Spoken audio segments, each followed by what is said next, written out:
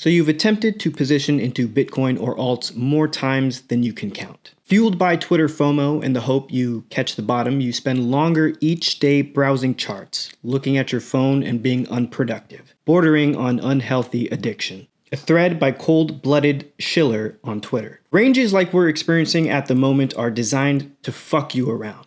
Their sole purpose is to create awkward trading situations that entice you to throw your money in and probably slowly eat away at the profit you made at the start of 2021. The issues really focus around several key points, and I'll focus on them individually. These points are relatively common in my threads, but are all prevalent right now. Number 1, you're still focused on finding the bottom. Most people want to be right. Most people also want to be right at the best moment. They assume this is on the bottom of a wick before we rally. It isn't. Most people still aren't considering the short side if you're trading. The best moment to be right is when the market confirms your beliefs by breaking structure, reclaiming a trend, or breaking through a large range to the upside or downside if that's your thing. Number 2, spot buying versus trading. Spot buyers are punished throughout ranges like this, especially if you're inexperienced. These conditions force you to trade. Spot buying isn't comfortable. There's no confirmation on a directional break, and therefore you're required to overmanage. If you're an experienced trader, you're probably having a great time here, especially if you operate on the lower time frames. If you're looking to be a spot buyer, you're probably running into great difficulty and have already bought and sold multiple times.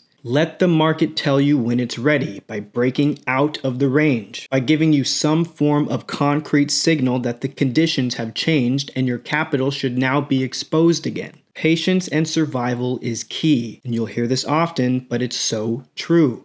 Number 3, Twitter and FOMO. You will feel FOMO. It's part of the discipline process in patience and sitting on your hands. We get a green day, Twitter goes apeshit. You think it's the bottom, you buy. You sell 48 hours later when it's all red again. Repeat. Green days produce upside charts. Red days produce downside charts. It's the way it works. Browsing Twitter on a green day will contribute towards the confirmation bias you're seeking in wanting to position. Number 4. Eagerness to position / addiction, which was basically covered in points 2 and 3. But the inability most people have to be patient is their biggest downfall. Bordering on addiction, most people are always looking to be in a position. They need to have money on the table. When you have this approach or these feelings, it doesn't take much to receive the green light you need to action. Market green, someone tweets, "Fuck, it's the bottom. Buy, buy, buy." You have to acknowledge that acting in this manner is detrimental to your health and your finances. It often comes with staring at charts unproductively for way too long, or having your phone out way too often, ignoring people you care about to instead watch some candles print. The summary? These times are hard for people newer to the space. It's tough for a lot of experienced people too. You're not alone. Experienced traders will thrive if they can play the range. Spot buyers and overeager positioners will slowly eat away at their profit. Exercise patience. Realize the market is going to give you time to put your money on the line. If you're not a great trader,